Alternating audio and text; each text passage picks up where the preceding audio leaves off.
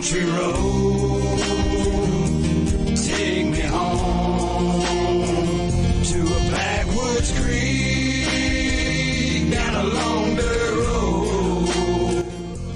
If it means no headstone, at least I'll be where I belong. I represent the country, yeah, I love the slums. Raised off in the sticks, man, this is where I come from. Love crackling cornbread, collar and cornfed. Southern by the grace of God, and when I'm gone, country dead. I ride them dirt roads, sometime to reach that destination. Ducked off in Jones Wood, it's like I'm always on vacation. Blaze up the bonfire, calling up my country folk. Just filled up that mason jar, light the pine and take a smoke. It's all good, we all fine. They Marcus brought the moonshine. Kid Rock in the dashboard, he just shaking in the moonlight. It's something by them back roads, stretching out across the county line. It takes me back to my days of young when my grandma was my sunshine. I love all the things that the country bring. Backwood riding little country lane on the front porch with my girl and kids, cause the smell of beneath the country rain may not mean that much to some, but to me it's where my heart belongs. I'm calling on them country roads, them the ones that take me home. Country road, take me home to a backwoods creek, down a long dirt road, sideways down that old dirt road. If it means no headstone, at least I'll be where I belong.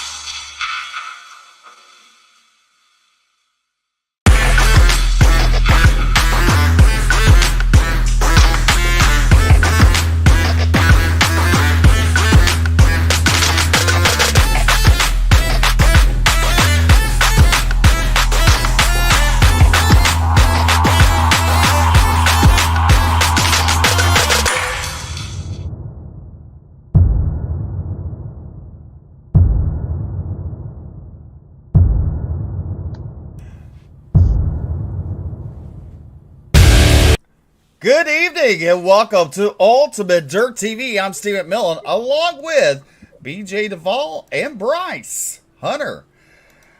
Well, welcome back. We're here at Bristol, the Cup Series for the Bluegrass Cup Series here for some good, exciting racing. 21 drivers decided in the pit area. And first on track is Alex Huffman from Morganfield, Kentucky.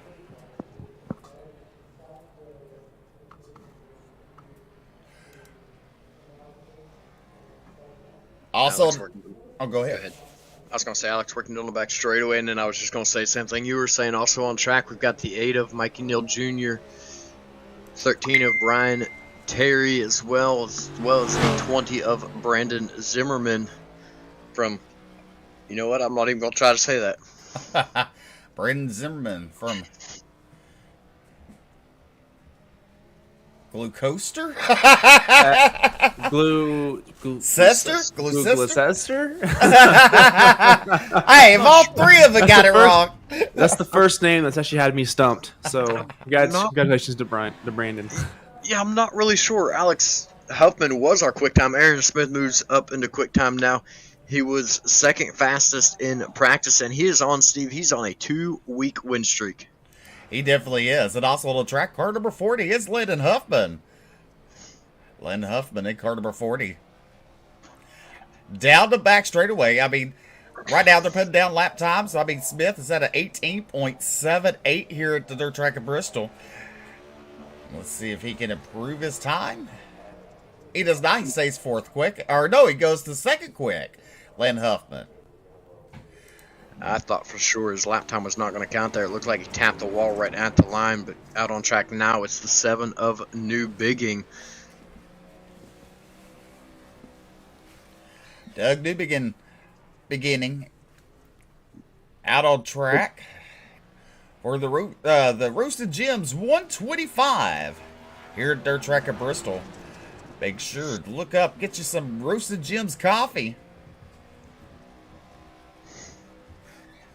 Also out on track, we have the one machine of Scott Fritz. Scott Fritz pulled an unprecedented lap time over the entire field in practice.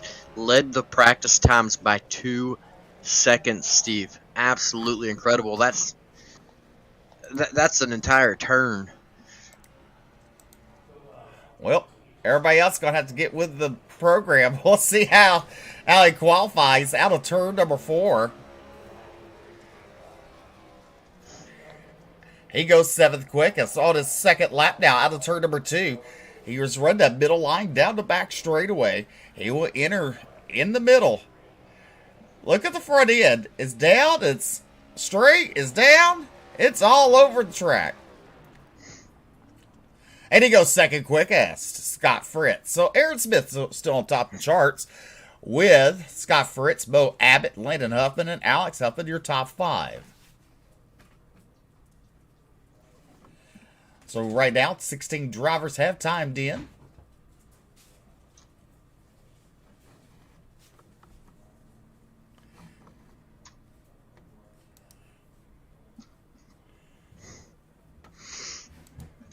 Frankie Barroso on the track now, car number 12.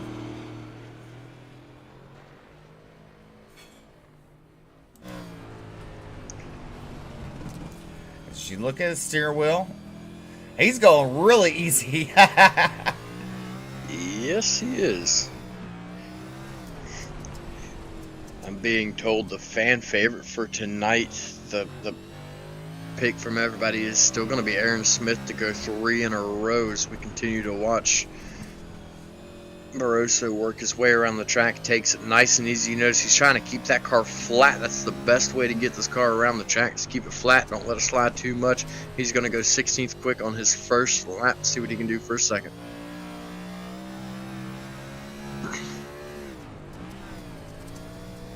Hey, as you said, the fan favorite tonight is the 70 of Aaron Smith. But I have my eyes on Scott Fritz tonight to dethrone Aaron Smith tonight also. Well, you have just cursed him. Well, sorry, Fritz. That's probably the end of your night. Way to go, Bryce. Hey, I got wood here. It's already been unlocked, and I did that before I announced that, so we're good. Right now, Aaron Smith making some extra laps on the track here, as we're fixing to go heat race action just momentarily. 17 drivers have timed in. Aaron Smith, Scott Fritz, Bo Abbott, Landon Huffman, and Alex Huffman, your top 5. Then you got Mikey Neal Jr., Doug Newbegin, Brandon Holder, David Farmer, and Tony Iverson, your top 10. Frankie Barroso, Cedric Hunter, Brandon Zimmerman, Michael Sturgill Jr., and Jonathan Cogswell, your top 15. You got Brian Terry and Chris Blanchard. Is your 17th driver to qualify. Qualifying's over. Let's go ahead and look at your results here on the board. Smith, Fritz, Abbott, Huffman, and Huffman, your top 5. Your heat race number 1 starting grid will look. I hope this is are they doing heat races? Yes, they one should. heat. All right, want to make sure because I don't get to see when it says heat. Y'all can.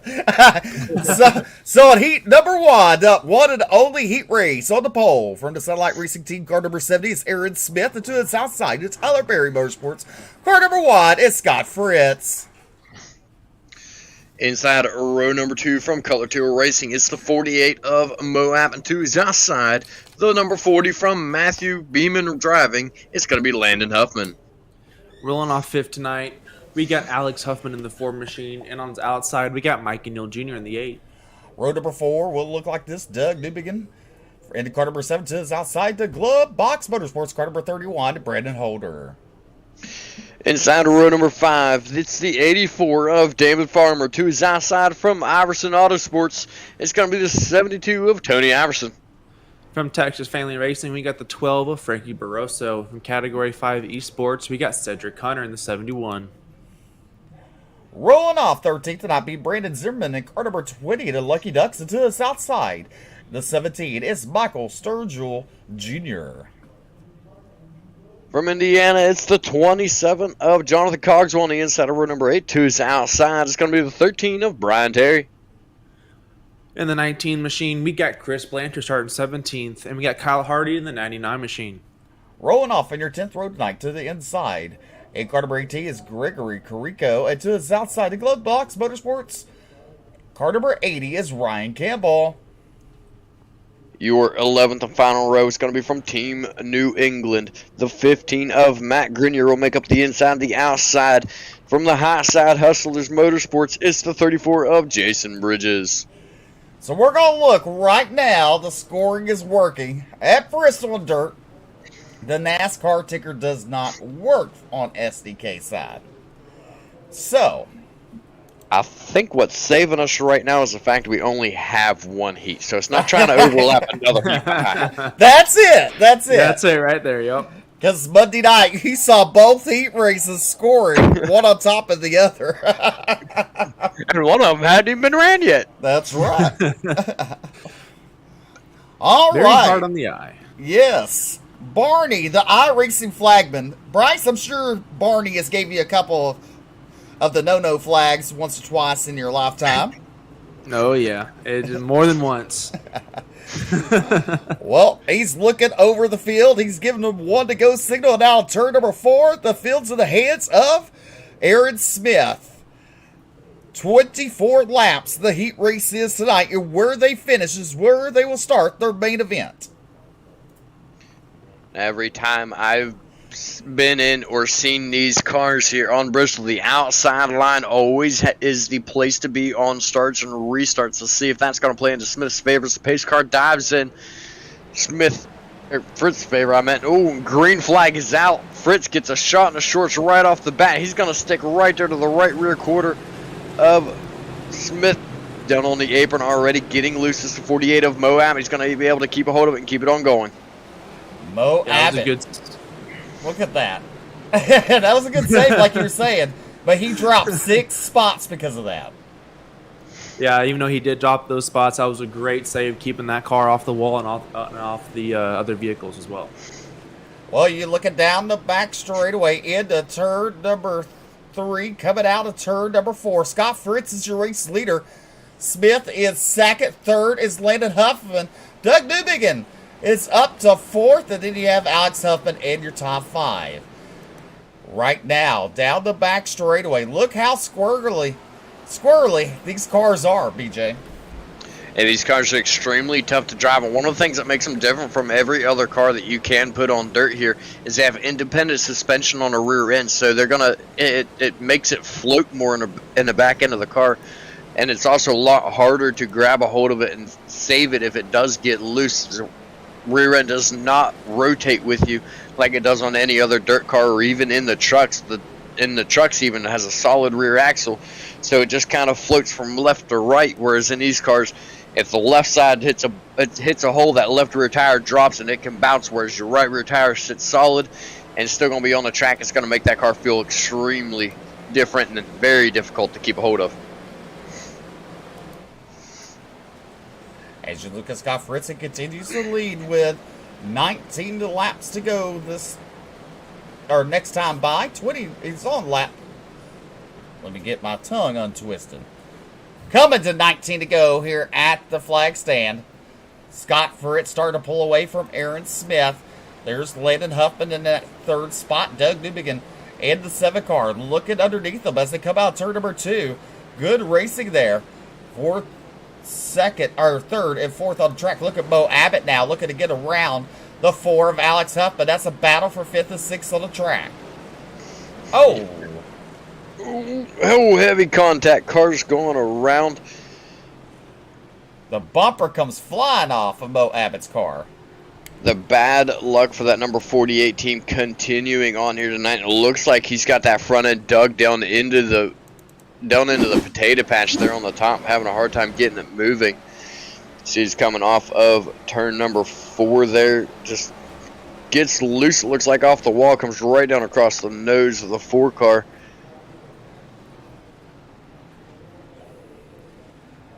The 48 was on a very nice rebound from his earlier getting sideways there on the apron, but he made an absolute beautiful move going on the outside, I believe, of David Farmer, and him to end up the way he is, that's very unfortunate. Bad luck continuing. We're taking a look on board with the 4 car of Alex Huffman. You see him there, he got the car straightened out coming off the corner, was heading down a straightaway, and then down comes Mo Abbott right across his nose. Unfortunate turn of events for both of those drivers. Mo Abbott's bad luck continuing on. He's got a little bit of a monkey on his back right now. It seems like both Xfinity and Cup have not gone his way the last few weeks.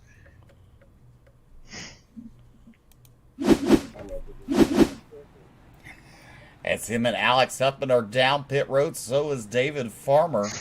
Scott Fritz is your race leader right now. Your caution brought to you by BJ. Who's it brought to you by? Blanchard's Towing. There you go. You won the pop quiz challenge tonight. Woo! I know how these cars drive on dirt, and I expect to be seeing that a few times here tonight. Also, go ahead and thank those fine sponsors: Roasters Jim's Coffee, Kinder Performance, Butt Kicker, Blanchard's Towing, Hoffman Performance, and Nitro Racing, all sponsors of the Bluegrass iRacing Series. Still leading out front as these cars continue to pace. It is the number 1 machine of Scott Fritz, the Dirt Boy. If there's anything you compare this race to right now with Scott Fritz in the field, it's almost, Steve, it's almost like comparing it to Kyle Larson out there with the rest of the NASCAR drivers. You got to hope things go his way because he's the dirt guy. But at the same time, I haven't seen Kyle Larson win a dirt cup race yet. Definitely not, but you know what? Right now, the sliding ticker is working. Keep your fingers crossed. Your fingers, your toes, your eyes, whatever you got to cross, go ahead and cross it, because that thing can be finicky.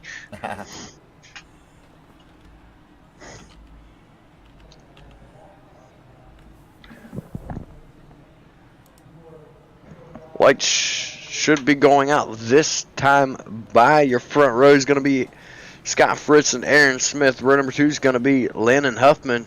Doug Newbigging. Row number 3 is going to be Mike Neal Jr. and Brandon Holder. And the lights do indeed go out. You see him doubling up. I'm a bit surprised to see Scott Fritz choose the inside after having a good initial start to the race. Going to be interesting to see how he defends that.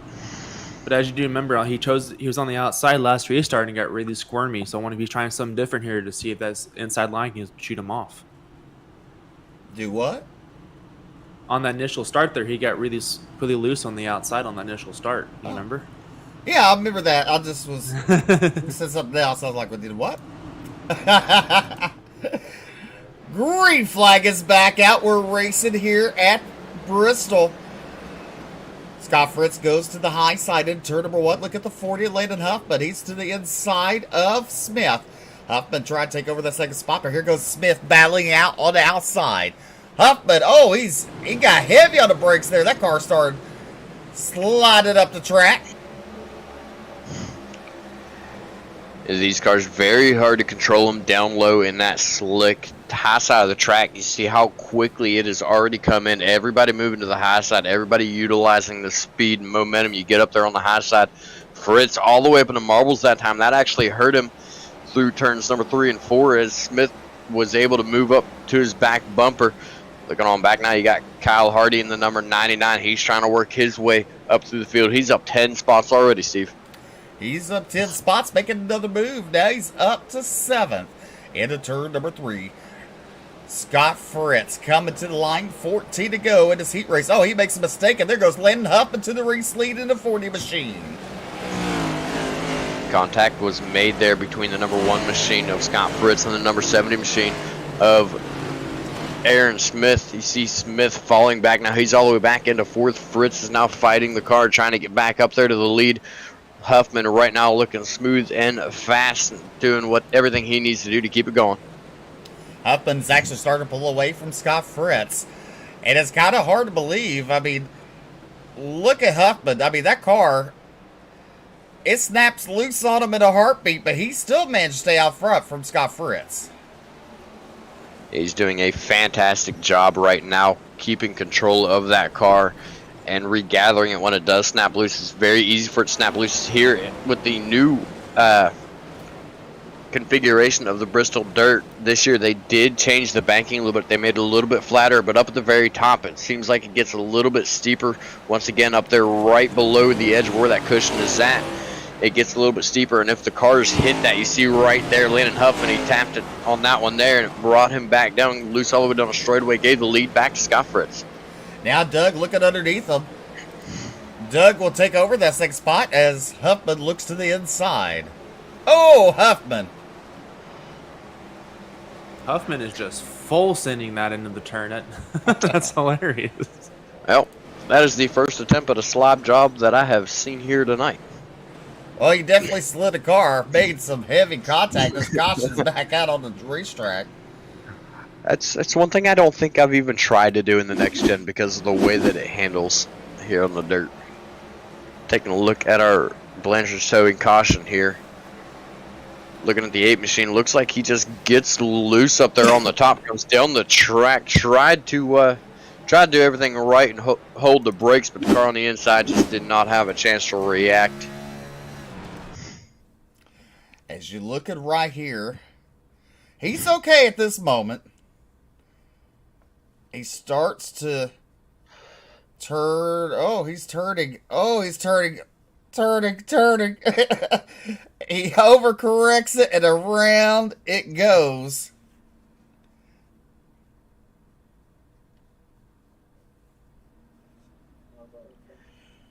Tough luck for Mikey Neal there. That car definitely not cooperating with him. That was the 72 that got into him there. And I believe the 72 is piloted by Tony Iverson. Yes, it is. Tony Iverson does go pit side along with Mike Neal Jr., David Farmer, Mo Abbott, Alex Huffman, Chris Blanchard, and Jason Bridges. All of those drivers are sitting pit side right now. Out front leading this race is still the number 1 machine of Scott Fritz. Moved up to 2nd, up 5 spots to the good. That is going to be Doug Newbigging. He'll be lining up beside of Scott Fritz for this restart.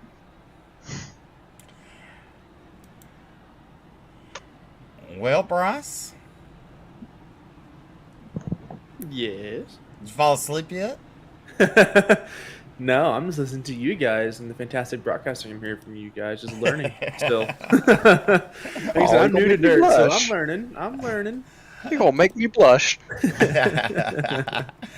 Well, he believes, me and BJ believes asphalt's for getting to the dirt tracks. And we know you believe asphalt leads to every asphalt track. So, I mean, I just was curious, was the dirt kind of putting you on the sleepy side or not? And obviously you're pretty interested, so you're not sleeping on us. That's a good job. Yeah. No, I would never sleep on this. These cars on this dirt track, man, it's been fun to watch so far. A lot of interesting moves, a lot of slide jobs, and basically right now I kind of just want to sit back and watch the how these cars react to each other and how the clean air affects them, and basically just kind of I've never seen these cars on dirt besides in real life, and so yeah, just kind of just sitting back and learning, listening to you guys, and I'll get better for the future. Choo choo. Well. Huh? What? Lights are still on the cars. Everybody's still single filed out, waiting for them to go out. Looks like Fritz is going to choose the outside this time, maybe. Moved up there to the good dirt. Oh, they're single file this time. Lights are out on the pace truck. All right, so they're using a little bit of dirt track, and with 10 to go, you're single file on the dirt side of things. and on dirt tracks, so probably that's what they're doing here. Lights are out. Barty, the iRacing flagman, is looking to wave that green flag out of turn number 4.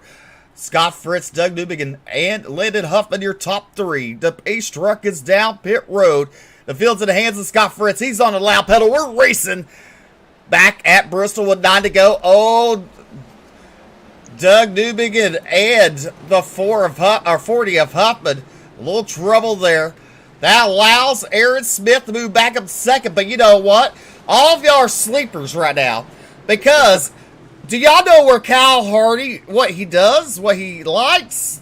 He races late models, if I'm not mistaken. On dirt. So why would you count him out? That's right. But I've only seen him a few times on the dirt side on iRacing though. Almost every time I've seen him, he's been on the asphalt side. But I do know a driver personally extremely well that he's raced against at one point in time. Drives for my team, actually.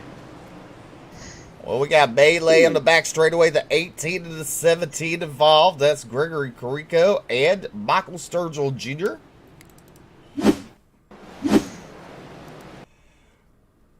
And this is at the start, going into turn number 1. Look at Hardy. I think that was what's what I'm looking for. Basically, the start of after that restart there, the 7 car didn't get going, one of the cars didn't get going and stacked the whole field up. So I think that was a repercussion of that.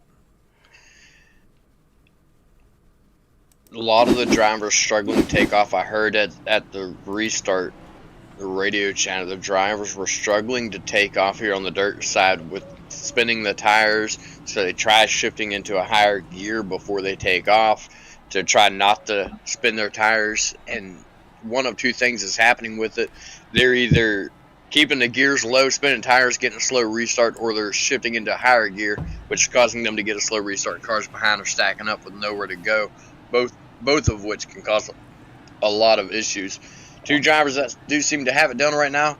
It's the 70 of Aaron Smith and the 1 machine of Scott Fritz. And then Kyle Hardy, Steve, you already mentioned it. He's sitting 13 spots to the good right now in 5th. He's been doing a good job with it as well. You know, I always loved all the starts when I was racing, throwing in low gear, get it up to speed, high gear. Here we go. Green flag fixing to come out. Green flag is out for Scott Fritz. Doug Newbegin dropping like a fly on that restart. Not too sure what's going on there. Now he starts to pick it up. Landon Huffman in second place. Aaron Smith in third. BJ, you're going to have to let me know on the scoring wise because it has said it's concluded on the timing tower.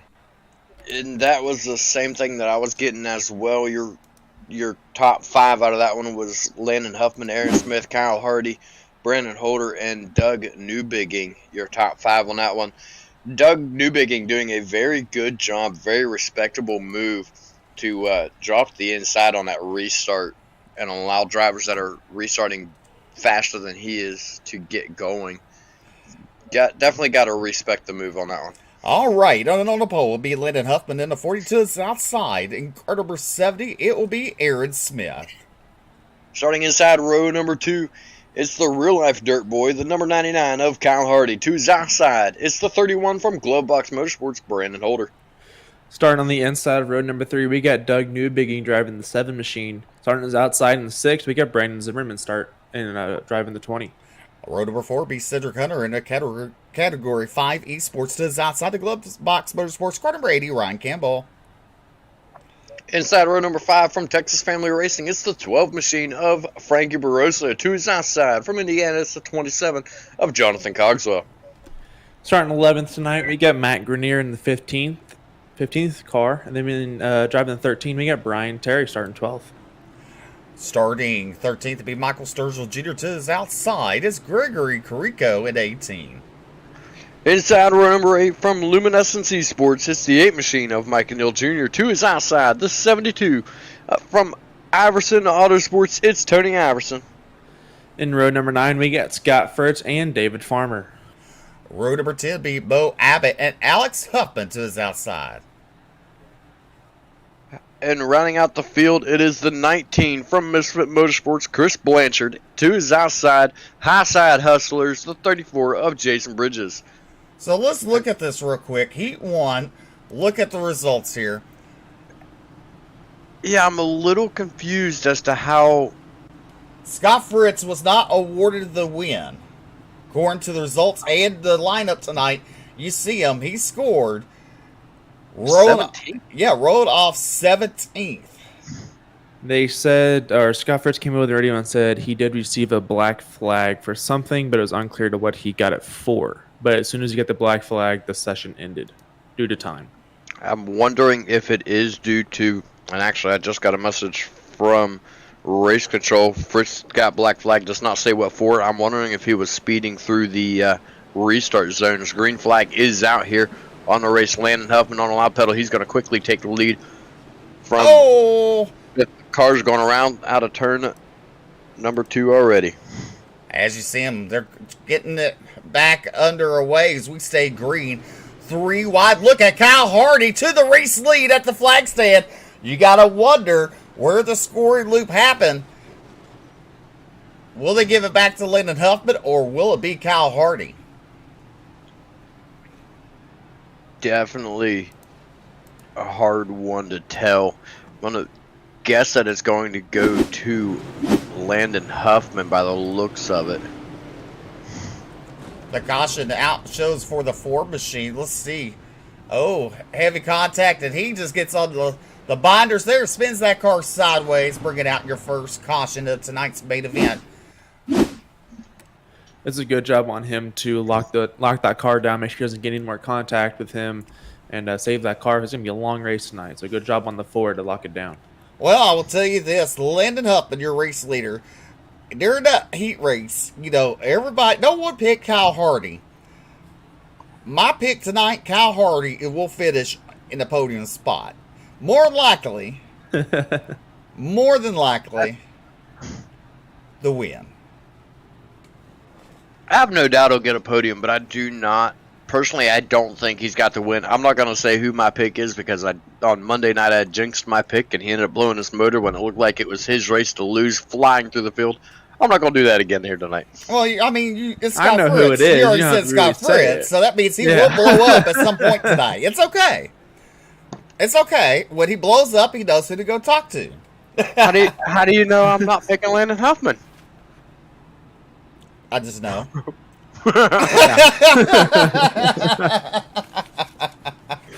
You know, Steve, I want to go with, for my pick, I'm going to go with the 2-time Bluegrass winner, the 70 of Aaron Smith. He's been strong in practice and in qualifying and a heat race, so I'm really looking forward to see how Aaron Smith runs tonight.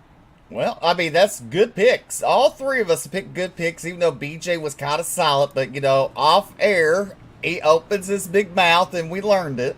It was just a pop quiz time, see if we paid attention to it, you know? That's all he's doing, teasing us, see if we pay attention. Well, all I'm going to say, I'm still not going to say nobody's name, but he is the guy that won the Pro Late Model Championship for the league, so I mean... Yeah, if you're a Bluegrass fan, you know who that is, so... What? Jesse Jondren's out here? Wait, is he the one that won it? He's the one that won the Pro Late Models. Oh. My bad. I thought I remembered being told that somebody else won it. Pace car is in. Barney is fixing to raise that green flag and wave it proudly out of turn number 4. Good restart there for Huffman. As they go into turn number 1, Kyle Hardy on the outside. You look at the 70th Smith to the inside of him. That's a battle for second out. Turn number 2 down the back straightaway. Give it to Aaron Smith. Into turn number 3, Hardy going back to the inside. Hardy pulls up alongside him, slides up a little bit. He's going to remain in that third position now. Turn number 4. Good racing for the top 4 spots here tonight. Yes, it is Landon Huffman that last time by through turns number 3 and 4 had a heavy contact with the wall, was able to recover, and a good job by Aaron Smith on the inside to get it going. Oh. Heavy contact. Well. I'm not laughing at you, Rex. I'm not. It's just, You shouldn't Well, have. We're not laughing at you. We're not laughing at you. We're laughing with you. Right. Well, that just happened. As you look right here on the replay, the 8 gets crossed up, the 84 checks up, and the 1 has nowhere to go. You got to think how heavy these cars are. When they hit the binders, it's going to send you for a loop. Definitely, for sure. They are a lot more weight in these than what there are in most dirt cars. Most dirt cars don't have any of the glass in them that these cars have in the windshield. They don't have an entire rear end under them. And I'm pretty sure the fuel tank is considerably smaller in the dirt car. So a lot of things different in these cars from any other dirt car. So it's a lot harder to check up without doing that. Yeah, that's one of the downfalls about driving these stock cars on dirt tracks. Is every driver that I've always talked to or listened to on like the real NASCAR, they've always complained about windshields on dirt. And I'm with you guys on that. I don't think windshields should be allowed on dirt. Well, I mean, hey, it is what it is, right? I guess so. I mean, I can tell you this. There's been times a big bug club, about maybe 10 to 20 pounds, comes through and goes through, we have little wire cage, wires. How do you say it, BJ? Where the Wood screen. The screen for the viewing. But when it hits that, even on the dirt side, it either breaks it up and shatters it everywhere, sprays you with it, or it's stuck there. Windshield, I can see it hit, break it, or smear. We can't see it all. So, dang if you do, and dang if you don't. There's pros and cons to both of sides. Well, I thought dirt was supposed to be dirty. Oh, you can get dirty, all right. Yeah, for sure. But see, I'm a big advocate for not even using the windscreen. I think they should just stick with the bars on the windshield like the late models generally have. It's very rare to see the screen on the late models. So there's not really anything for them to get stuck to there. It just hits their visor, they rip the tear off, and then you see plastic floating through the air while the cars are flying around the track. But when its weighs for about 10 to 20 pounds, that's you got to think that gonna knock someone for a loop. Yeah. I'm sure it does suck. It does crack helmets, I can tell you that. I've witnessed it. Pace car is Zed. Huffman bringing us back to the green flag. Good start for Huffman. And look at Aaron Smith on the outside. There's Kyle Hardy at 99. They go back to battling for that second spot. Out of turn number 2. Look at the run that Aaron Smith has. Hardy back to the inside. This is still the battle for second. Side by side, but give it to Aaron Smith out of turn number 4. A little further back in the field, we have 2 and 3 wide racing. Who says dirt is not interesting or exciting here? But Landon Huffman continues to lead as we got a battle for the race lead. Huffman to the inside. He's digging it deep and trying to sell it cheap. But Aaron Smith is ripping a lip, and he will take the lead out turn number 4 on lap number 14. He's going to bring Kyle Hardy right along with him. He's going to move into that second spot. You saw the difficulties trying to drive down low out of that number 40 machine. He got loose down on the inside coming off the corner. That slick track down on the inside is very difficult to drive. And you're seeing it right here. It's also difficult to drive these cars when it gets up into the cushion. They like to grab a hold of that cushion and straighten the car out, which points it back to the wall. Looking on board, you see him now. He's back up in the wall once again. It's extremely easy to do. Nearly loses it there. Good job to hold on to it. These drivers starting to pull away from the field. And you know what? One thing about dirt. Oh, we got one around. Doug Newbigin bringing out the caution. Now you gotta think, in dirt, especially in these cars, you can basically say monkey see, monkey do. Because you see a car spinning out in front of you or getting loose, what's your reaction? Your reaction is to avoid it, right? So what do? The same thing 9 times out of 10. Generally, yes, almost every single time, unless you're able to slow it down, point it in a straight line enough to make a move around that car. Usually you get on the binders to slow the car down, not get into it. You're going right along with him. Good job by everybody to avoid him here. Yeah, absolutely. did a good job avoiding the whole incident there. But it even happens on pavement too. I remember a couple times hitting the binders and the car snaps loose too. It's not just a dirt thing; it happens on pavement as well. That is very true.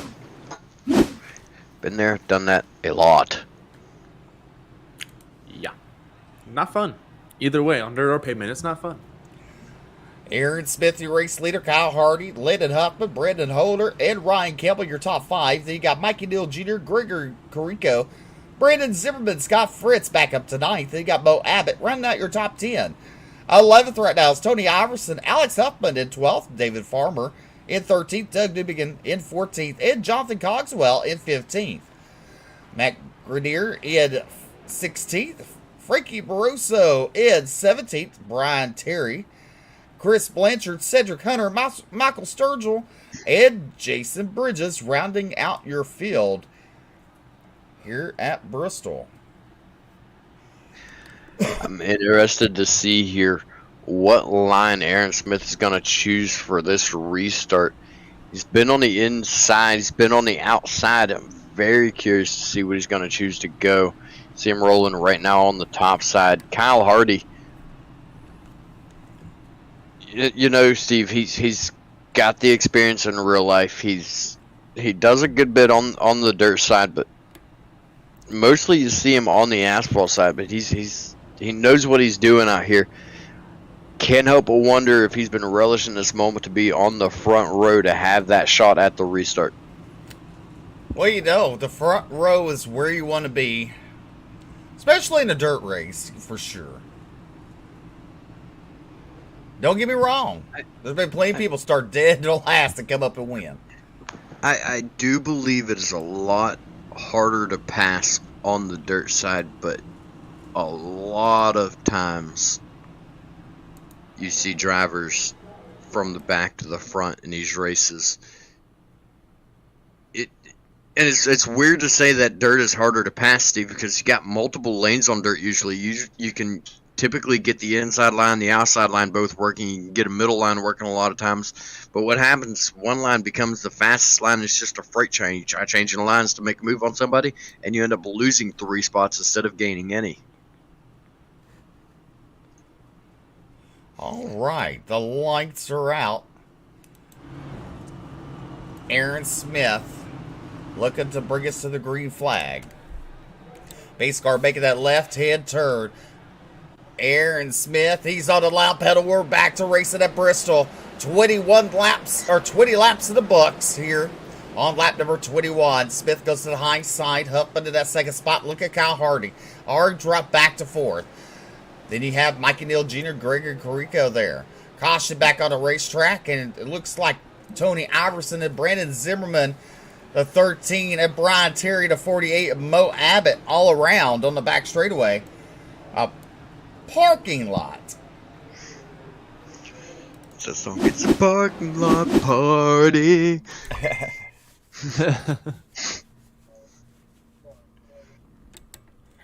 As we look at your replay, let's go look at. There's Brian Terry. There's Tony Iverson. There's Brandon Zimmerman. And you look. Iverson barely gets into the twitty of Brandon Zimmerman. He almost corrects it. Then they make contact again. They head to the outside wall. Chaos breaks loose out of turn number 2. It definitely does, and it turns into a blocked up highway like you see on a construction site where there's no way to go and everyone's just stopped.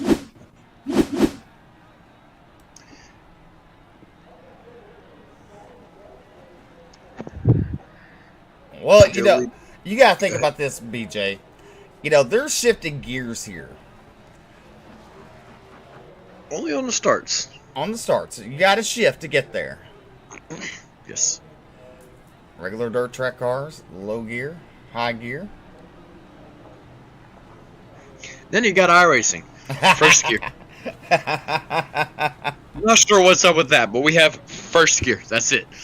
Unless you go to the Dirt Legends and the Street Stocks, which I personally don't care for the street stocks. Dirt Legends can be fun, but they do have the normal gears. They do have 1 through 4s. The Legends actually have 1 through 5. Looks like the lights are out. Aaron Smith's going to move up to the high side. They're going to stay single file by the looks. Nope, lights are on. Aaron Smith, already a 2-time winner with the Bluegrass Cup Series, won last weekend and the weekend before last, trying to become a three-peat here tonight.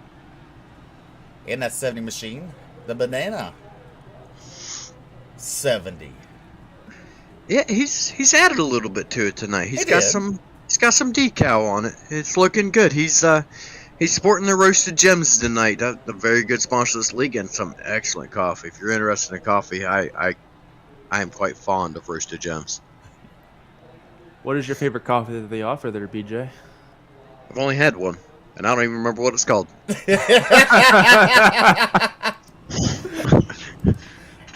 You beat me on it. I haven't had any yet, but I look forward to getting some here soon. I'm not gonna lie. Whenever I kept hearing it, and I'm like, all right, I'm gonna order some. So I ordered it. It got here relatively fast, just a little over a week. It made it here, and when I went in to order it, I literally went to the site. I looked for the darkest roast coffee that they had, and I got it. All right, lights are out on the pace car. We're going to double them up. Aaron Smith, your race leader, will bring the field back to green.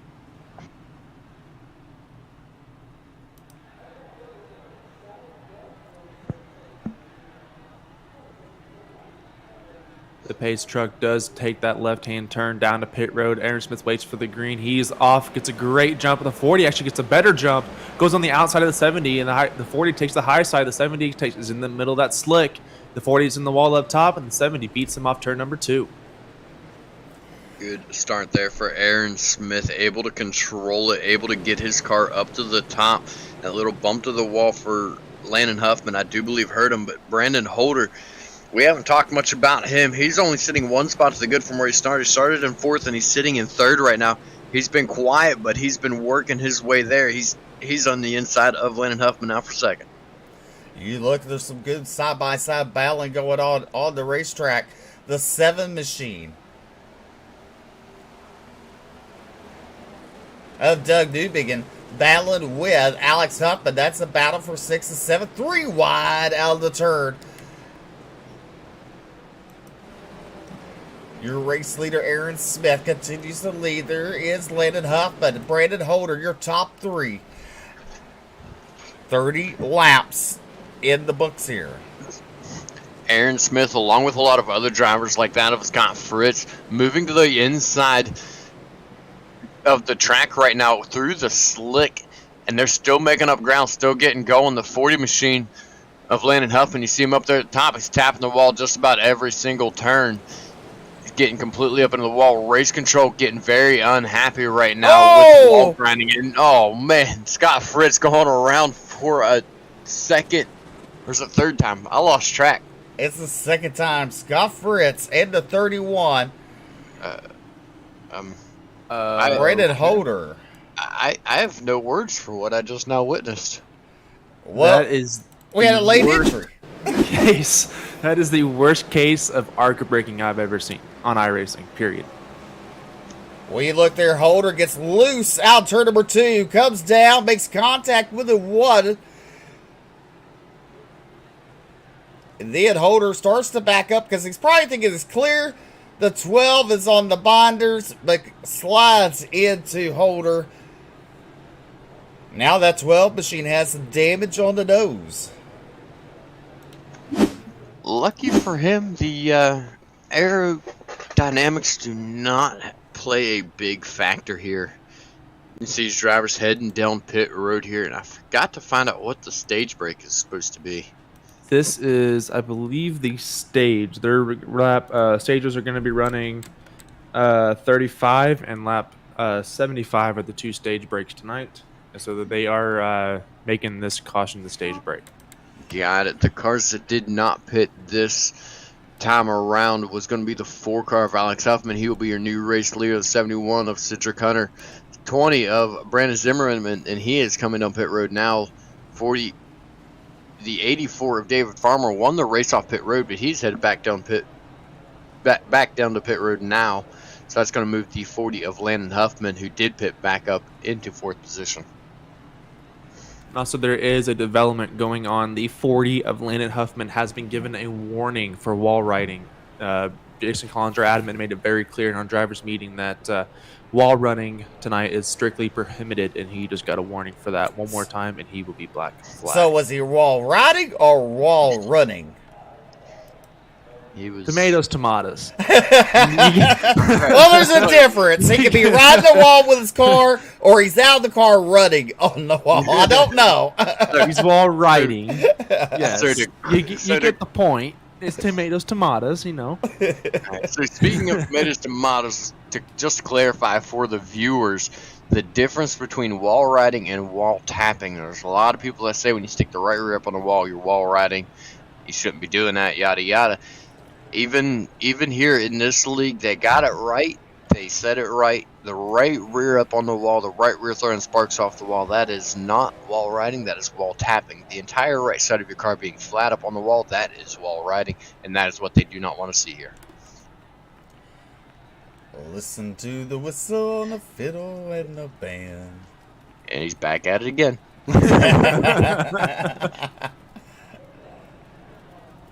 Come on, Alex. Alex. Lord have mercy. Lord, Bryce, give me your best choo-choo train sound. Oh, man. Okay. Put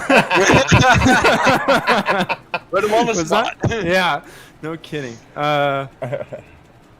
Choo choo, chicka chicka chicka chicka chicka. There you go. He's not just blowing the horn; he's still rolling. Yep. There you go. I go all out, man. Looks like the lights are out. Pacer's going to be diving off this time. The field's in the hands of the 4-car of Landon Huffman, up 19 spots to take the lead here. Pace car's off. Huffman gets a good start. The outside road was lagging back. Huffman taking off 4-car length lead going into turn number 1. As you look, Huffman has about a 3-car length advantage over Aaron Smith out of turn number 2. Aaron Smith closes on the gap, 3 wide for 3rd. Look out, Landon Huffman now takes over that 3rd position. Mikey Dill Jr. in the 8 machine, currently up to 4th. He's up 8 positions, but they better watch out because there comes Kyle Hardy running that inside line. Kyle Hardy looks like he has his car figured out right now. And directly behind him, the 71 does Cedric Hunter. Hunter running in the 7th position. Oh, Nelly, the 40 gets loose, gets into Mikey Dill Jr., and around he goes. Based on what I heard over the radio, it sounds like the 40 car was looking to run a cut down line to slow the drivers down behind, did not realize that the 8 car was on his inside, came right down on him. Take a look here at our Blanchard's Towing instant replay.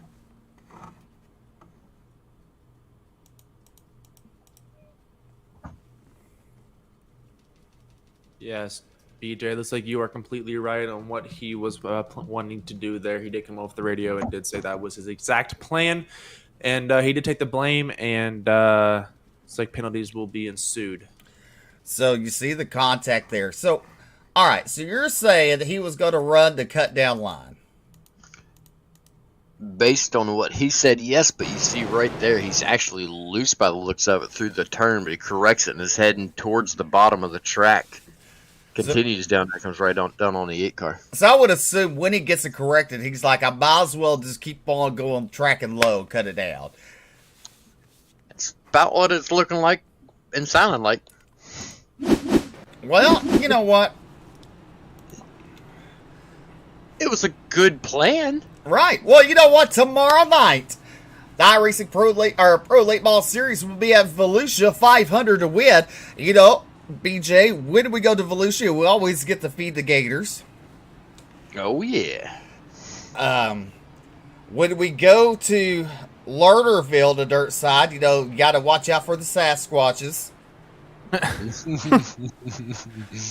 I mean, we've been at Charlotte where a deer came out and hit a car. Wait, really? Yes. That's what we were told. During a race. That's what we were told during the iRacing race. I've never saw the deer, but they swore they hit a deer.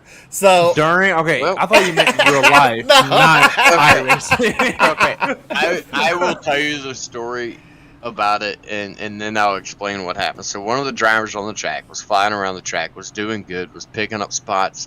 If I remember, I don't remember who it was, but if I remember correctly, he started further back and was making his way up through the field, and then all of a sudden he hit an invisible wall, more or less. So the joke began that he hit a deer that was running across the track. What it actually was about 3 spots ahead, there was a car blinking in and out, and he hit the ghost of the car as it blinked back where he was. Gotcha. But it did do damage to the car. It only took out his radiator. You're done for the day, bud. He had no plastic left on the front of that thing. So this is a running joke. So, we go to Charlotte, we expect the deers to jump out on the track, dirt track racing. But tomorrow night, $25 entry fee for Pro Elite models, $500 to win, guaranteed. You don't want to miss it. Here live on Ultimate Dirt TV. Guess what, guys? The lights are out on the pace car. Yes, they are. We are still waiting for that pace truck it's like around the backstretch. I misread my turns. Around the backstretch here.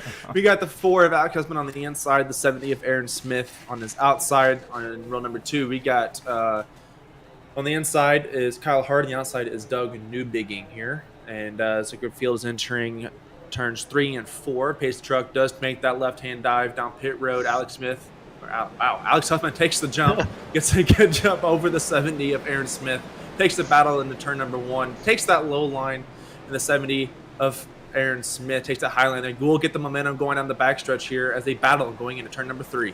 Look at the run the 70 gets of Aaron Smith. Now you got to be saying it. Out of turn number 4. Give it to Aaron Smith at the line. Huffman falls back to second. Smith sticking that right rear right up there to the wall through turns number 1 and 2. He's looking for that good dirt right above the slick to keep his rear tires in as much as possible. Goes to the inside here through turns number 1 and 2.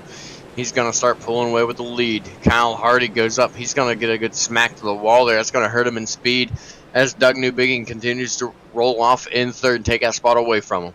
The 99 ML Performance there, I believe that is on that car. Yes, it is. And look at Tony Iverson. He's up to 4th in that 72 machine. Good run he has for him right now as we're on lap number 47 of 125. Aaron Smith continues to lead as Huffman working the bottom line out of the turn down the back straightaway. Into turn number 3, Huffman looks to the inside. That car looking pretty stable right now. As they come out turn number 4, lap number 47 is in the books. The same line, if you watched when the eNASCAR Coca-Cola Series came to Bristol Dirt, they ran the middle line a lot. It's the same line you're seeing utilized here. The lead drivers, the fastest cars on the track right now, they're running right through that slick as well. You've only got a couple of the drivers running up there on the top side trying to get that good dirt. Some of them running right down on the bottom looking for good dirt. For the most part, everybody's sticking right to the middle. You look on back, see Scott Fritz. He's trying to work his way back up through the field. He's back up to 11th. Smith continues to lead. Huffman to second. Doug Newbigging back up to the 3rd position. Then you have Tony Iverson and Kyle Hardy rounding out your top 5. There's single file. Then you look at Gregory Carrico at 18 and at 84 of David Farmer. Down the back straightaway, you're going to give Farmer that 6th position. Carrico goes up high. Look at Mikey Neal Jr. looking to the inside as they come out turn number 4. Down the front straightaway, passing the flag stand on lap number 51. 50 laps down. 75 to go as they head into through turns number 1 and 2. You see Alex Huffman still running the inside. We went from Huffman to Huffman. It looks like up front, Landon Huffman's falling all the way back to 7th, while Alex Huffman has moved up to 2nd, trying to track down Aaron Smith. Smith still running the middle line. These drivers working their way through, trying to keep their cars clean. Doug Newbigging, after some troubles earlier in the race, he still sits in 3rd, worked his way back up there. Still some good racing down. You look at Aaron Smith starting to pull away from Alex Huffman. You know, one thing we have not watched, let's look at the driver inputs.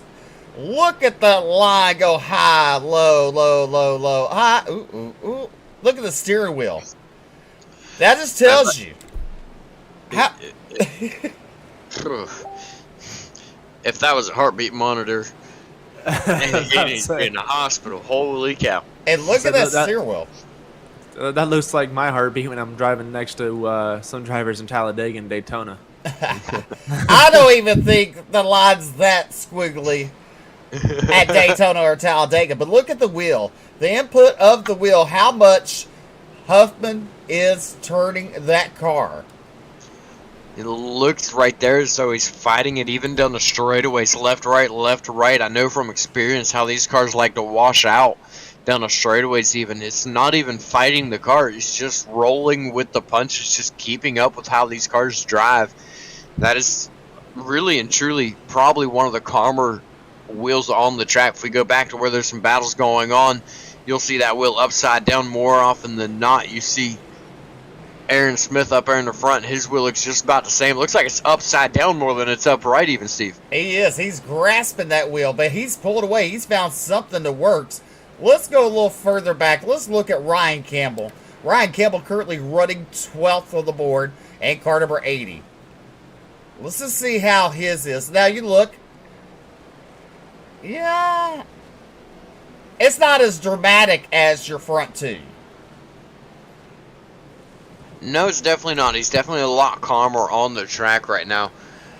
But a lot of that goes back to the speeds that they're running. The leaders are running a half a second quicker, so their car's moving faster. They're going to have to react faster. You look back here at Scott Fritz now.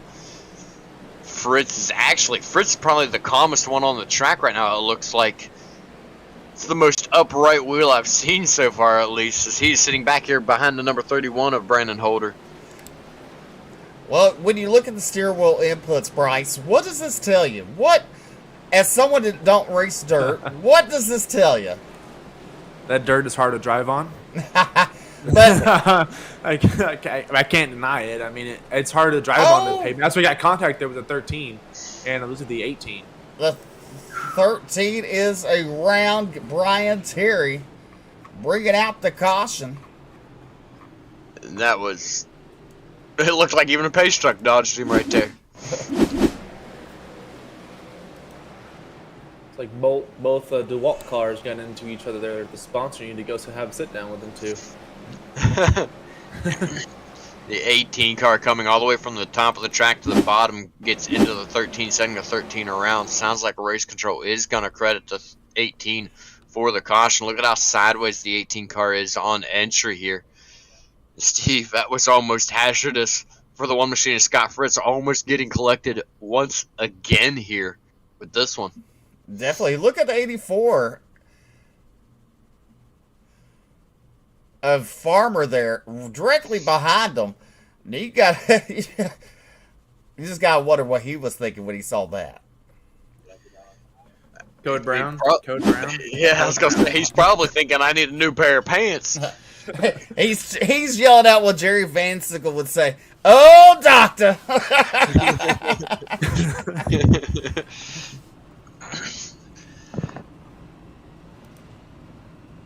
Let's go ahead and look at the weather. The track right now is at 79 degrees with 80% humidity. Air temperature at 78. Wind blowing 2 miles an hour. Not bad, not bad. A lot of question. So, I know on pavement this matters a lot, but does track temp matter with dirt as much as it does with pavement? It does. How much moisture's in the track?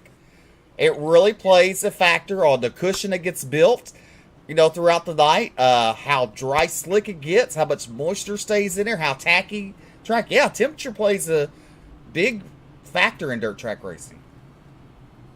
For sure. You can always tell if you're on a hotter day, because when you first, without even looking, if you're behind the wheel of the car, you get onto a dirt track on a hotter day, you're going to be able to put down faster laps than you will during a cooler day. But it's short-lived. The track will get a lot more slick, a lot faster. It draws the moisture out of the track. It's going to slick on off. It's going to push a lot more dirt up to the cushion. It's going to slow the track down drastically, a heck of a lot faster than what it does when it's more humid out. But a lot of your dirt track motors love it when it's wintertime. This is true. Just to Why? say. They're not racing. Well, no, I mean they do race. I mean, I think there's several good paying races. I mean, the Gateway Nationals in December. There's also, Okay, that's inside though. but there's a 50,000 to win for the XR series. So I mean, at that time in December, so there's a lot of actually dirt track racing going on throughout the country, like 411 Speedway races. You got the Thanksgiving the day after. Yeah, you've got here at my local track. You've got the Hillbilly 100. I mean, it's usually in late October, and for us here in West Virginia, that's usually a pretty daggone cold winter. I think. Yeah. Pace truck is off. Green flag is out. Aaron Smith back on the loud pedal. He's off to a good start already with a car length lead and contact already for second. That's between Doug Newbigging and Alex Huffman. Both drivers able to keep a hold of it and keep on going. Doug Newbigging's going to move it into second. Down the back straightaway. Here comes Alex Huffman right back to the inside into turn number 3. Out of turn number 4, look at Doug. He's hammering that throttle. Going into turn number 1, Huffman back to the inside. Newbiggin right up against the wall. Give it to Huffman out turn number 2. What a run Huffman gets, but look a little further back. There is Kyle Hardy, the 72 of Tony Iverson, and Mikey Neal Jr. That's the battle for 4th, 5th, and 6th on the board. Look at those cars. They're sideways, left, right. They're everywhere. They absolutely are. You see the experience out of Kyle Hardy there. He started to slide up to try to look around the outside of the 8 machine in front of him. The 72 of Iverson was able to get a look to the outside of him, so he closed the door on him down to the inside. Now you see the 71, that Cedric Hunter, looking to make the pass on Tony Iverson, the 72. Oh, Iverson got it loosey-goosey there on that straightaway going into the turn. He will fall behind Cedric Hunter, but meanwhile up front, it's the Aaron Smith Show trying to go for a three-peat here tonight with the Bluegrass Cup Series. You're watching live on Ultimate Dirt TV. Aaron Smith not only looking for the three-peat, but he is also your points leader. I didn't miss it, but I forgot who won the stage there. I want to say that was Landon Huffman that won the stage. But Aaron Smith right now leading the way. He swept both stages last week and then took the win on the race. He is running away with the points, and as long as he continues to lead this race and take the win tonight, he's going to continue to run away with it even more. Well, got to give a shout out to Roy Schmidt Jr. He's watching from Houston. Thank you for tuning in to Ultimate Dirt TV.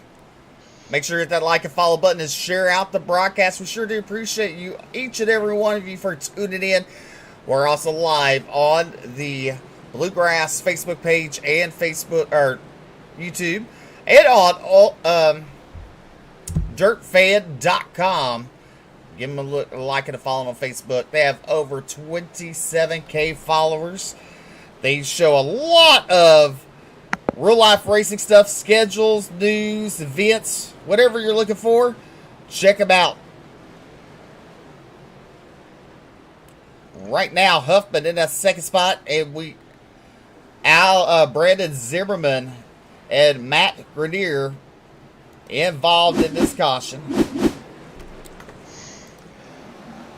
The caution is out on the speedway for the second stage break here at lap 75.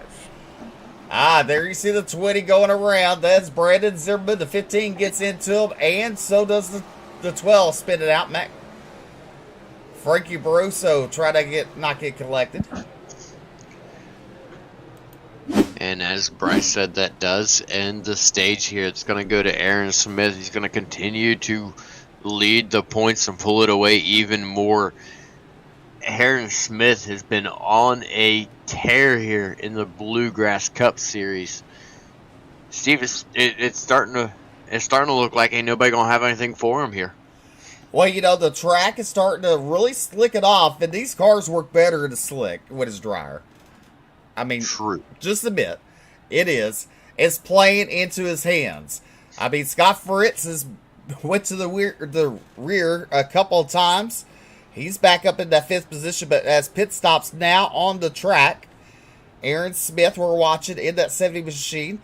He's off. Looks like he will regain the lead when we come back to green. Doug Newbegin comes off 2nd. Scott Fritz 3rd. Cedric Hunter. Brandon Holder. There's David Farber. Tony Iverson. Alex Huffman drops all the way back to 9th position. And Steve, I hate to break it to you, but your pick, the 99 of Kyle Hardy, he's been in the pits for a full 2 minutes now. He's currently sitting 4 laps down. Well, I didn't do it this time. well, at least this is only one time for me. You did it like 3. Oh, no. How many cars cars did you cause to take out when you put the camera on them? Say, do we need to go revisit Auto Club? Auto Club, I put the camera on you. You was going for a ride. I did go for a ride, but you made a lot of the people go for a ride too. I'm just one of your victims here. I don't even think that was commentator's curse. I think that was camera curse. Right? I mean, then we went to, it was Auto Club when Keith Hackney knocked the camera out of the back straightaway. Was that Auto Club or was that Texas? I thought it might have been Texas. It might have been. Never seen that happen before, but hey, it worked. And receiving word that Kyle Hardy in the 99 may have broke a what was it here? He broke a toe link. Looked like the toe in his car was knocked completely out the last time he was on track when he smacked the wall. And that is what took him pit side. He still continues to sit pit side 3.5 minutes in. Yeah, that's the beauty with this new damage model that came out. What is it now? A little over 2 or 3 weeks ago, and they did a good job with getting the damage model up to date with the whole toe link situation, stuff like that. So unfortunate for Kyle Hardy, but it's the way the cookie crumbles sometimes. All right, the cars are starting to double them up here. And meaning we're fixing to go back green flag racing out of turn number 4 as the drivers are coming down the back straightaway. Aaron Smith and Doug Newbegin on your front row. Row number 2, it'd be Scott Fritz and Cedric Hunter. Row number 3 be the 31 Brandon Holder and David Farmer. Gregory Carico and Tony Iverson. The row number 4, the pace car is in. Wow, that start did not look good. But a good start there for Aaron Smith. He caught Doug sleeping on that start. And Doug Newbegin, we saw him struggling earlier in this race with restarts, earlier in the night, I should say, with restarts. This is going to allow Scott Fritz to take that second spot away from him. Fritz has been running the middle line since he got caught up in some action earlier on that caused him to fall back. Sticking that middle line, trying to work his way up there, but Doug Newbegin looking extremely strong on the outside right now, fighting back. Look at Doug and Fritz side by side. Battle for second. Look a little further back. There is the 4. Then you got Gregory Carico in the 18. Mikey Neal Jr. and Tony Iverson. Iverson in that 9th spot. And there's David Farber in 10th. You got Ryan Campbell, Jonathan Cogswell, Matt Grenier, Brandon Zimmerman, and Frankie Barroso rounding out the top 15 here.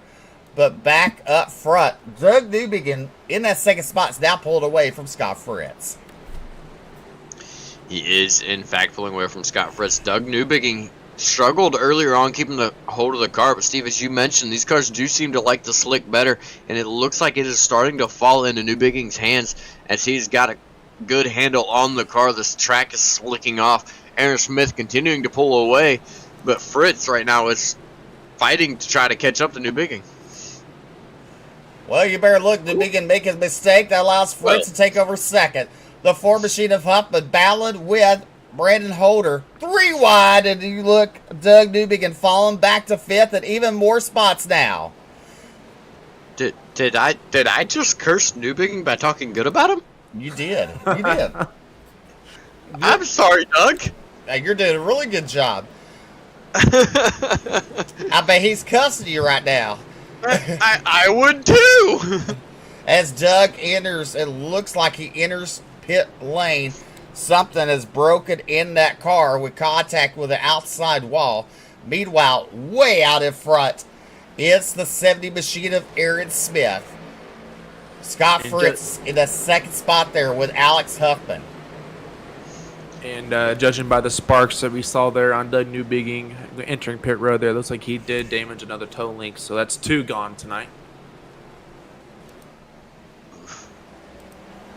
Well, Scott Fritz has taken the second spot away, and I don't know if it's the damages on the car from the incidents that he was caught up in earlier, but he is not as fast as what some of us were expecting earlier in this race, as he is currently under attack from the 4 car of Alex Huffman. Huffman has really seemed to have come into his own and figured out that car here as well. Worked his way up 17, now 18 spots as he has the position on Scott Fritz on the back straightaway. Scott Fritz is going to take it back away from him down in turn number 3. Huffman with a strong run on the inside. He's going to retain the position out of 4 this time. Well, you look at Scott Fritz's car. Let's see if he'll do it this time down the straightaways. This is a bad angle. But you look at the cars. They're bouncing down the front straightaways. The track is a little rough on the straightaway. Yeah, that's look right there. That is for sure. That's causing splitters to bounce into the dirt, which is making it hard to drive. It's causing the cars to bottom out, making it hard to drive. And on top of the fact that the wheels are coming off the ground, that's it's a massive key playing in. I experienced firsthand last week as the Dirt Late Model Tour went to Charlotte. One of the roughest tracks I've ever been on. I actually have pictures of my car being completely off the ground coming through ruts. Right now, you're looking at Gregory Carrico and Brendan Holder battling side by side. Now, look, Mikey Neal putting his name in the pot as they come out of the turn down the back straightaway. Mikey Neal Jr. to the outside of Gregory Carrico. Side by side battle. This is for 5th and 6th on the board. Give it to Neal Jr. out of turn number 4. Now he looks to the inside of Brandon Holder. Holder trying to hold him off on the middle line. Neal to the inside out of turn number 2. Side by side. Down the back straightaway. That middle groove seems to be quickest right now. But meanwhile, let's look up front. There is your race leader, Aaron Smith. He has a couple lap cars in between him and Alex Huffman. Oh! Star said it's going to help Aaron Smith out a lot to pull away from the field, but Fritz and Huffman are catching back up to Smith now. So I was about to relay on that subject as well, with that battle going on with Scott Fritz and Alex Huffman. That allowed Aaron Smith to pull away, but all that just was erased. So, don't you talk about that now? And that is also going to give Fritz back second, I do believe. As before the caution flew, Fritz was able to get around Huffman with that. You see here, it looks like Huffman was a little loose through the turn, comes down to the bottom, as well as the 13 sliding up to just kind of got stuck, didn't really have anywhere to go. I mean, that's more of a racing deal right there. I mean, if you look at it from a different point of view, the lap cars in front of you, you're closed up. Yes, you're correct. You see him go high. He starts to get loose there. He starts to come down. You got to wonder, because you got to go with the flow of the car. Right there, he starts to look underneath him. You got to wonder, was he expecting Brian Terry to go a little higher up out of the turn? I almost feel like he was planning to use Brian Terry as a pick to slow Scott Fritz down more, because if Huffman could have got below Terry, Terry would have been forced to go up higher, and I would have placed him right in front of Fritz. So it looks as though Huffman getting loose started to play into a game plan there and allow him to use Brian Terry as a pick, but Terry did not slide up as much as Huffman was probably thinking he was going to. Don't forget this caution brought to you Blanchard's Towing, servicing Central Maine and beyond. Give them a call for all your towing needs at 207-817-0105. Well, you're watching the Roasted Gems Coffee 125 here at Bristol.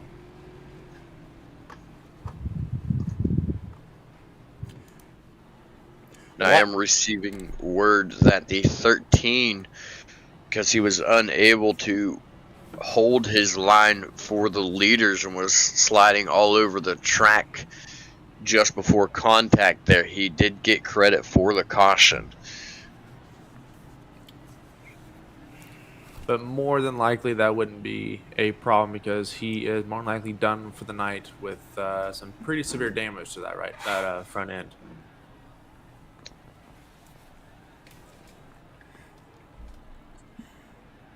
So tomorrow night, the Bluegrass Series goes to Volusia. One of the fastest half miles on the circuit. Lights go off on the pace track.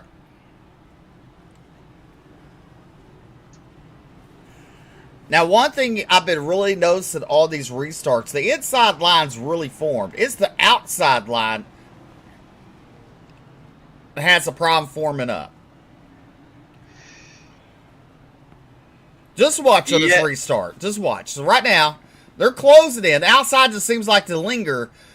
The inside's normally tighter. Oh, lights are back on the pace car. But let's just watch this next restart.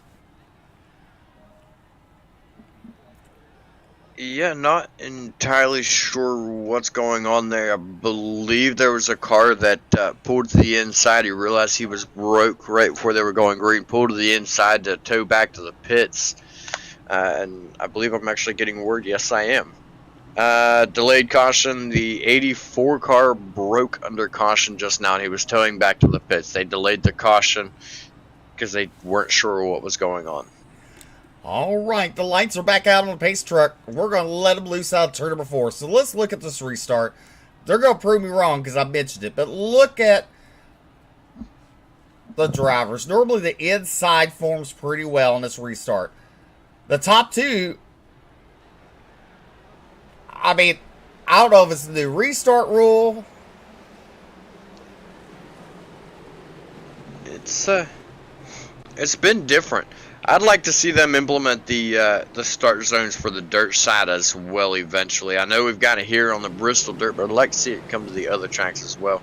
Battle going underway already for second position. The inside line has been able to get the restarts here all night long. Alex Huffman taking second away from Scott Fritz very quickly. Fritz battling back on the outside. Into the turn, Fritz in that third position. He sees the 4 of Huffman, currently running second. Huffman gets really loose out of the turn. Look at Fritz. The front end of that car was in the air. Side by side in the turn. Out of the turn, down the front straightaway. Give it to Fritz. I didn't think a car that weighed as much as these next-gen Cup cars do could get that much air. But holy cow, as caution flag waves here once again.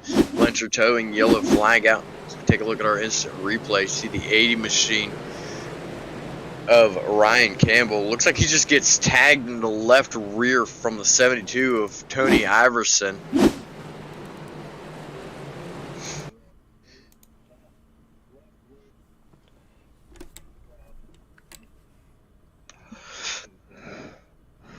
Does sound like the 72 will receive fault for that caution.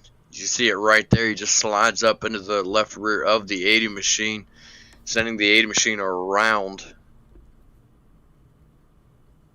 Now, Steve and BJ, if that happened on a real life dirt track, would that be grounds for fighting in the pits later on? Oh no! No, that's your best friend. That's your best friend. Yeah. Because I'm going to tell you something. In dirt track, we don't fight fair. We fight redneck style, okay? I mean, if I come into pit lane, heck, we might even make it to pit lane to start the fight, okay? Yeah, I've seen more on the front straightaway at the flag stand than what I have in the pits. I've seen drivers get drug out of cars before. How they got them out of the seatbelt and drug out of the car, I don't know. But I've also seen drivers get taken to the hospital for getting beat with helmets. It's interesting stuff at dirt. It usually doesn't make it to the pit side, at least not in my experience. And if it does, I will tell you this: you can grab a hammer or jack, whatever you have, and you go after them. But I've seen it on a track where a guy jumped onto a car while it was rolling, and he's on the front, on the hood, and he reaches and grabs the guy's helmet and starts hitting it against the steering wheel. I feel like I've seen a video of that one. So you guys do take your helmets off, right? That's just a NASCAR thing that leaves their helmets on. We're not scared in dirt. We'll take them off for throw matches. Yeah, I was gonna say I don't want to say it, but I will.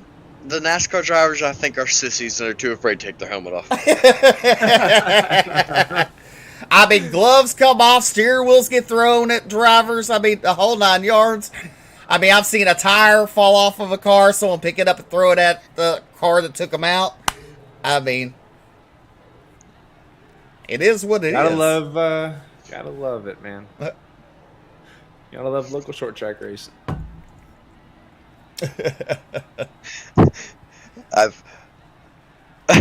I've got the race control messaging me, LOL, they are sissies.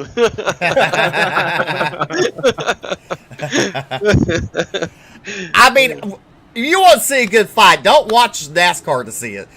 Well, go to your local short track, short track, and see the fights that go on. Let me tell you, in the next week, they're best friends up until race time. Right. I mean, the race time gloves are off, and they'll take you out because they remember what you did to them last week. I mean, I have literally seen a fight on the track. Those two drivers go to the pits and exchange parts, go back out and do it again in the feature. Wow. Under our next caution, I'll tell you something else, but we're fixing to go back to green. Aaron Smith, your race leader, Scott Fritz to the outside. This time, the field, the rows are looking pretty good on this time. They must have been listening to me. As we're back to racing, going into turn number 1, the 70 machine of Aaron Smith continues to lead, working that bottom line out of turn number 2, down to back straightaway. Huffman and Fritz side by side. Huffman on the inside, that number 4. Fritz up against the wall. Fritz that time. Look at that 3 wide, BJ. Yes, they are 3 wide through turns number 3 and 4. The big winner out of that one's going to be the 18 of Gregory Carrico. The 8 car of Mikey Neal Jr. got loose on the inside. He's going to fall back. Alex Huffman now falling back. Scott Fritz looking to take over the second spot from Gregory Carrico. He's getting a shot in the short, trying to move up the track. A little bit of bump and run there. Well, you know, as Jerry Van Sickles will say, like maybe lifting the skirt. It's harder to take a peek under the skirt of a car that actually has a rear bumper. But on the dirt side, we don't have rear bumpers. Well, we have rear bumpers. We just don't have Lord. sheet metal. Yeah, we've got the bar. Oh, no. The 70 machines on pit road. Gregory Carrico is your new race leader. Oh. Aaron Smith. Not sure what's going on with that machine. Oh! If he's fuel or what. Look at Fritz. Got in to Gregory Carrico and saves it. Good driving by those drivers there to keep a hold of the car. That's going to hurt Fritz. He was running second and having a strong run. Now he sits in 5th. Carrico continuing to lead. Here comes Cedric Hunter, though. He's starting to gain on Carrico. He's had a nice little comeback in this race. Carrico right now sitting 12 spots to the good as he's going to lose the lead to Cedric Hunter.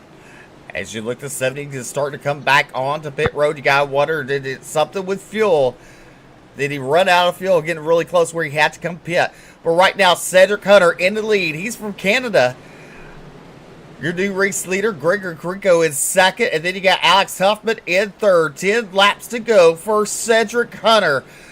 Huffman to the inside of Carrico, out of the turn, down the straightaway. Into turn number 3, Huffman trying to make that bottom work. Carrico working that middle groove. Out of turn number 4, down the front straightaway. We now come to 9 laps to go. Top 3 now single filing it out. Alex Huffman getting a good run there into turn number 1 on Gregory Carrico. He's going to take a look to the inside, gives him a little tap to the left rear. No harm, no foul. Both drivers able to continue on. Huffman's now going to try to stick his nose in there once again, trying to get Gregory Carrico off kilter, get him to slide up the track. It's too little for naught, though. It is not working for him. So these two drivers continue to fight it out for second.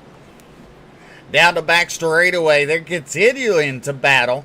Oh, they make contact. Carrico upstairs, out of turn number 4, down the front straightaway. Now look at Brendan Holder looking to the inside of the 18. This is a battle for third. Scott Fritz in that 5th position in that one machine. Carrico, oh, we gotta have a caution. Brendan Holder around on the back straightaway. Fritz getting collected in another one, but at least he was able to keep on going this time. I did get word from race control that the 70 machine of darn it, now y'all got me doing it, of Aaron Smith got a restart violation. You see here on the replay, the Blanchard Towing instant replay, the number 31 slides up on the 18.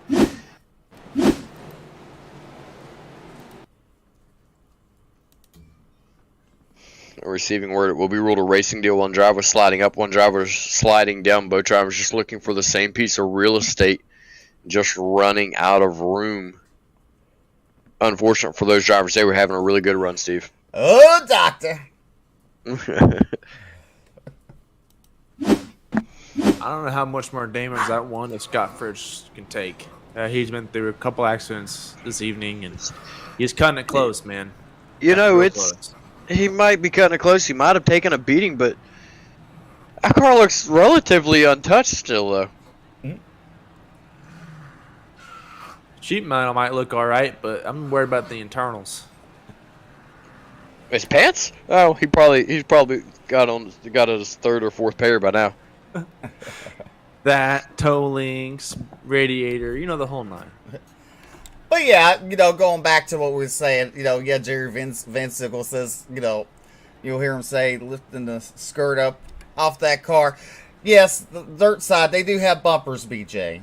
They just don't have, most of them don't have rear bumper covers. Yeah, yes, it is. They do have the rear, it's a roll bar bumper, but, they don't have the sheet metal, yes.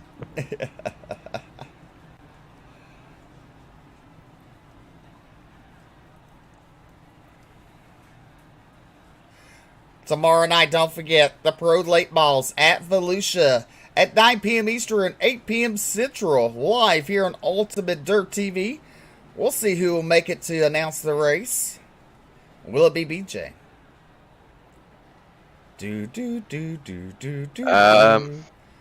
That's a good question. Did kind of have plans for tomorrow, but we'll see what happens. Or DeBryce put on his big boy pants and come call a dirt race with me. That's what he should do, and let BJ pay an entry fee and go lose some money. Well, here's the deal. I have a league race on Thursday. So. Well, you calling sick. Man, I missed too much of that league. I kind of have to. So you missed too much of it. So you're saying he's outside the points, right? You're telling on yourself. I'm hearing an open door. All right, as we're coming to 2 laps to go, let's see if the lights turn off on the pace truck. They do. It's going to be a green, white, checkered. No, it'd be 2 laps to go. We'll go green. You're right. Yeah. It's a green white checkered. Oh, okay. So scoring has black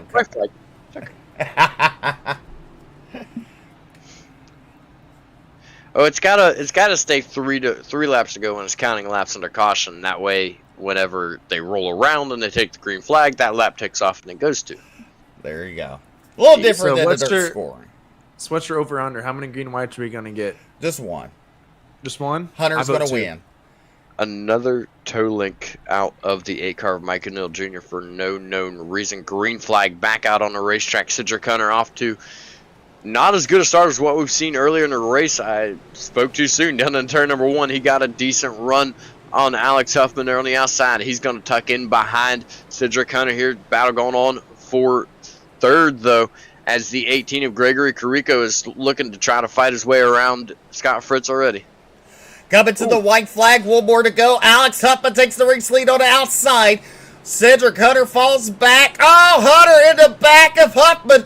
Look at Scott Fritz down the back straightaway, side by side for the race lead into turn number 3. Huffman to the inside, Fritz to the outside, out of turn number 4, at the line, giving it Scott Fritz, picking up the win here at the Roasted Jim's Coffee 125 at Bristol. Holy cow, Fritz able to take it away in the last turn. Wow, what a race to the finish. Well, I don't know what one I hit there, but the wrong one. So let's just see here.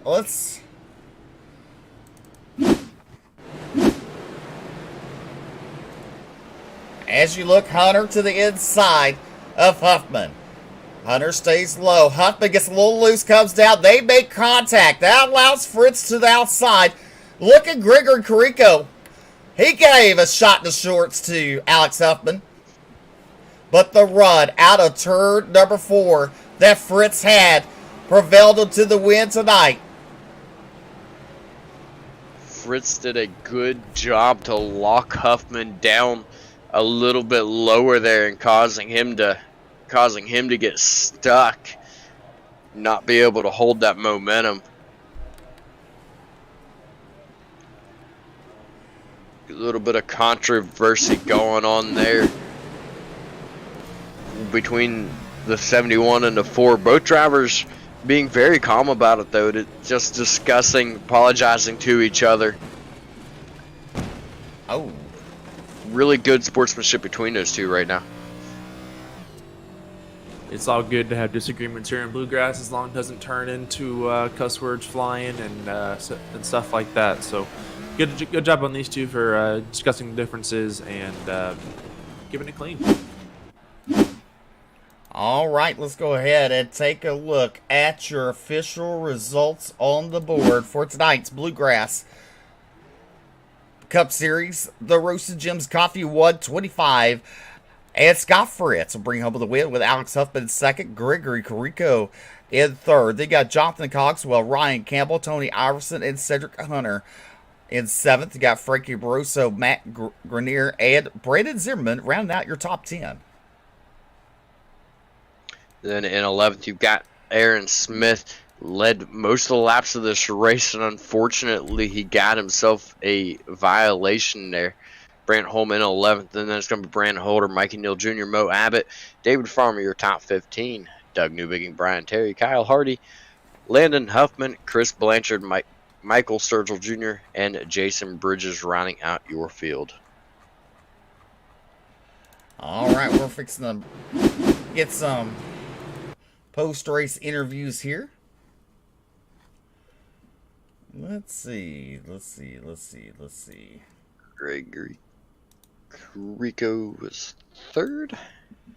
All right, so let's see right here. Gregory, Bryce Hunter, you caught up with your third place finisher tonight. Hey, Gregory, it's Bryce up in the booth. How are you? Good, how are you? Good, thanks for asking. Well, congratulations on a third place finish tonight. So tell me, what line on this track, I know we got super slick halfway through this race, what line tonight worked best for you? Just trying to make speed in the cleanest part of the racetrack seemed to work best. My buddy Kyle was spotting me there, and that's what he said to do, so that's what we tried to do. Well, it definitely did work out for you. So on that final lap there's contact between the Ford and the 71 there. I bet your eyes got wide open. Tell me about how you were feeling right there. Yeah, for sure. I didn't know what to do. I was going to go to the bottom, but these cars don't really steer that well in the dirt, so they don't just dart to the bottom like that. So I figured just push Alex as hard as I could and see what would happen after that. I was hoping they'd go in a 3 and wreck themselves. I think everyone behind you is thinking that as well. So, Gregory, go ahead and thank those fine sponsors for me and get you on your way. Yeah, well, I don't really have any sponsors. It's just I just play iRacing and have fun. No family, nothing like that? Sure, I can thank my girlfriend and my mom and my stepdad. Well, there you go. Well, ladies and gentlemen, this is Greg Carico on his third place finish. Have a good night. Thank you. All right, BJ, cut up with your second place finisher. That's right. I've caught up with the driver of the number 4 machine, Alex Huffman. Alex, nice run you had here tonight. I'm tired of being near Scott on finishes because he always steals them. Well, the run he had there off turn number 4, man, that was hard to beat. You stuck right there with him. One of the closest finishes we've seen in quite a while. 0.05 seconds difference between you guys. Seemed like you really got that car figured out, though, and was able to work your way up there. Tell us a little bit about that time you had coming through the pack. I got destroyed in my heat race 6 laps in, so I had to start in the back, and noticed with all the cautions, I got into the back of a few people for wrecks that happened in front of me, had some damage, fixed it, and started just trying to like pick my way slowly through. Gotten, I think, 4th or something for the first stage by the end of it, and I was like, I have enough fuel, I can make it to the end of stage 2. So I decided to stay out, led some laps, but the colder tires that Aaron had and all the others finally were catching up there, because I mean, even on dirt, cold tires, low air pressure is going to help you a lot grip wise when it's slicked off this much. And it Aaron had that penalty for jumping the restart. I hate it for him because I felt like I maybe could have just settled down a bit and stayed with him and gave him a run to the finish. But then as soon as he got that penalty, I got turned and lost the lead. So I was just in aggressive mode trying to get back to the front there because I was like, I want this win. And I get the lead, blow it out of turn 2. Scott gets there, and I was like, well, do I want to run Scott up the hill? Nah, I'm too good friends with Scott. We've had too many fun dirt races before, so I was like, drag race? I was like, he's going to get me, because as soon as I put the throttle down there off 4, it just started jumping from all the ruts and bumps down there off 4, and I just immediately knew. I was like, well, there goes my run, and it just stalled as soon as I got back on the throttle, and I was like, well, there goes Scott. Well, I noticed you and Cedric Hunter were having a little bit of conversation there post race. Sounded like a lot of good camaraderie, a lot of good sportsmanship out of that one. Tell us a little bit about that real quick. Yeah, I hate that I got loose there in front of him and caused him to get into me there on exit of 2. I appreciate that he lifted to try to stay off me, and I mean, my car is just, I had to run the middle all night long, so I had no expectation, but I knew he was still there on the inside, so I wasn't going to like chop his nose there going into 1 trying to get my line. I didn't want to get into him, so I gave him a line, and I just gave it a little too much goose there off of turn 2. It over-rotated and came down there into Cedric, so I hate that it couldn't have been me and him drag racing there. I just gave it a little too much gas. I mean, it was fun trying to get there to the end, and I hate I gave it away again. Well, congratulations again on your second place finish. Go ahead and thank your sponsors and everybody else for making it up there. Of course, gotta thank you guys at Ultimate Dirt TV for broadcasting this. Y'all got to see us show off this Gen 6 on dirt. It doesn't do too bad. Bluegrass iRacing, Jason, of course, putting us on Butt Kicker. Kinder Performance Group, Deb at Old School Diecast. I hate I couldn't get her a win. I swear I'm gonna get you one, Deb. And Huffman Designs and Blanchard's Towing as well. Alrighty, well that is Alex Huffman, our second place finisher, and Steve, I believe you have caught up with the big winner, Scott Fritz. Well, Scott, congratulations on the win. Yeah, honestly, I shouldn't have won that race. Pretty much everything that could have went wrong all night. But well, definitely. I mean, in the heat race, you was leading, got a black flag. Had to start in the rear, right? Yeah. Tell us about it. What happened? I was, well, sometimes when you're meant to win one, I guess it's meant to be. But yeah, I was going 38 into the restart zone, and I went in the restart zone, and it gave me a black for speeding in the restart zone, so that made no sense to me. But so I had to start 17th, and then I got wrecked twice coming through the field. So the car's torn up, but I wasn't really down any power, but once I finally got to second, it was too tore up. I couldn't get off the corner like Aaron and Huffman could, but sometimes when it's meant to be, it's meant to be, and luck was on our side. And Aaron, fortunate for him, got hit with the same black flag that I did, and then just a little bit of luck, and Huffman and Cedric kind of got together there, and we had enough to motor around the outside there in the last corner and steal it. Oh, you sound really bummed. Yeah, I was hoping it'd go a whole lot better than night was, but I guess coming away with the win is always a good feeling. But honestly, probably shouldn't have won that one. It wasn't that great of a night, but I guess it kind of turned around there at the end. It did. Well, Oh, go ahead. I was just gonna say I'm gonna butt in here for a split second. You were my pick tonight. Everybody knew you were my pick, even though I refused to say your name, and I felt like I cursed you there a couple times. It seemed like every time we say something good about you, you're suddenly facing the wrong direction. So to be my pick and to still win the race, especially after all that, good. I'm thankful. Yeah. Well, definitely. Yes, I mean, the close finish you had at the line, I mean, that momentum on the outside. And even, I mean, Huffman got a shot in the shorts going into turn number 3 there. I mean, it was exciting to watch, that's for sure. And that's what it's about, dirt track racing. A lot of excitement. And we got to see tonight these cars. I mean, we seen your car, the front end come off the ground, hitting the bumps down the straightaways a couple times. Yeah, the front stretch was getting really bad there, and car was just bottoming out through the bumps. But you kind of had to just hold the wheel straight and just stay in the gas and drive right through them. If you're trying to pedal it, it'd toss the car around too much. So there was a lot to deal with tonight, and we'll move on to next week. Well, go ahead and thank those fine sponsors. Yeah, obviously T-Berry Motorsports and 605 Racing Tire Solutions, Wrath ATV UTV Butt Kicker, Bluegrass. I got to thank NLRA with Nick Leinart, and then obviously Jason for putting this on, and obviously always you 3 in the booth. All right, that's going to be Scott Fritz picking up your win tonight. All right. I mean, y'all too. I mean, if I would have won that race, I've been ecstatic. That young man seemed really down for a win. Yeah, he kind of did. Almost like you sounded like you felt bad about it. But he got it done. That's what matters. He's in the playoffs for picking up the win. And once again, let's go ahead and thank those 5 sponsors of the Bluegrass. You've got Roasted Jim's Coffee, Kinder Performance, Butt Kicker, Blanchard's Towing, Hoffman Performance, and Nitro Racing. Well, BJ, we go to Richmond next week. I love short course racing. Definitely. It should be exciting. I mean, Richmond's a great track. I love Richmond. it won't be dirt, but it'll be exciting, that's for sure. It'd be better if it was dirt, but I do still love short course racing.